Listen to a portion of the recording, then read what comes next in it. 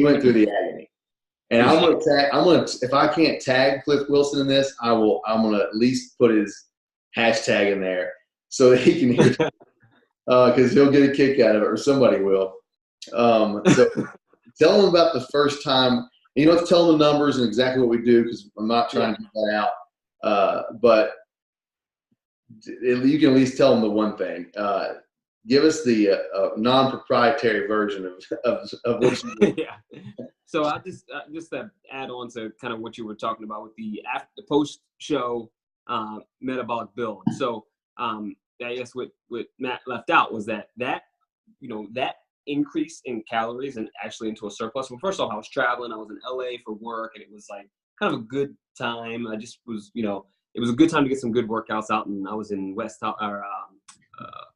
Hollywood Hills, getting some great workouts out of LA Fitness out there. But the workouts were phenomenal. Is what I really wanted to add to that was just like the cardio came way down. Matt brought the cardio down, but my energy to train was like through the roof. I was crushing it in the gym. And that's energy that I didn't have when I was in this much deeper caloric deficit prior to my September 15th show. So now I'm feeling great. I'm full. I'm eating way more food. My body weight's not going anywhere. I'm staying lean. I was still within on a day-to-day basis, within 5 pounds of stage weight, generally. And sending progress pics, I look the same, still posting Instagram pics with no shirt on. I just was still great. So anyway, that's one thing I wanted to add as far as that metabolic build. I didn't mention that. Good point. Yeah, coming off of a show, going into a metabolic build is a great time to. It was a great bridge there. And the one thing you mentioned that's huge is that I don't know why I would forget this for everybody listening out there, especially physique athletes. Taking that cardio down to all we let him do was warm ups. We took it all out. That's it. Yeah. So it was way. All I had to focus my energy on was training. Was actually lifting iron, and that was awesome. It was a great. It was just a great. It was a great transition from being beat down. Yeah. In years past, have you ever done that or ever heard of somebody doing that? Oh, absolutely not. Like when on the way to a contest, would you cut your cardio out or increase calories in the middle of a contest prep? It just wouldn't seem right. I'd be like, all right, let me just go into like maintenance phase, not like build, not metabolically go the opposite direction and decrease my expenditure. It just didn't, this is what this is literally sticking to what the literature says and applying it and seeing how your physique responds, and my physique responds just like everybody in the meta-analyses, because the average, that's the way it works, Yeah. Well, and just to point out this, it comes down to it's pretty simple to me. If you're not in a huge surplus, you're not gaining weight. So that's one. You don't need all that cardio when you're doing a metabolic build because you're not trying to lose anything.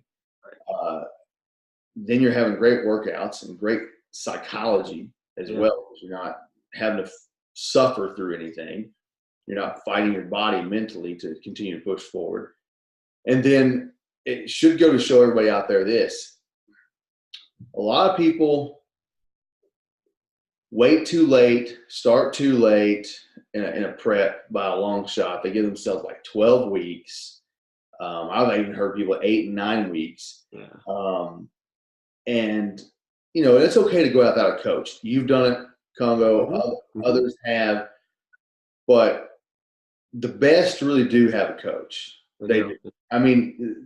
A couple guys we know have won a lot in different organizations that are supposed to be natural. Sometimes we question it. Doesn't matter. They're still winning. They're looking great. Here's the deal.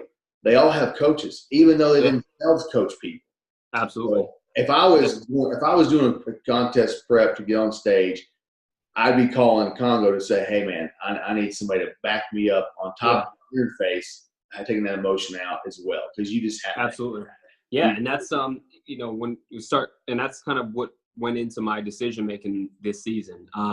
It wasn't that never at any juncture was I was like, hey, I'm looking for a coach. I got my eye out for one. It wasn't that, it was that once I saw that, what you had to offer worked, I'm like, that was a major part of the buy-in. And then immediately being able to back that up with seeing how much you cared about my progress. And like you said, like, I'm like me being kind of an extension of you, like a representative of you, and your work and your work ethic, that all, went hand in hand. And like you said, I mean, the best have coaches. Not to say that I'm the best. I mean, right now I happen to be Mr. Olympia, but that's the best this year. That is the best this year. Not to say that I'm the best, like that ever physique athlete that ever lived, and like Tiger Woods has a swing, somebody that works on his swing,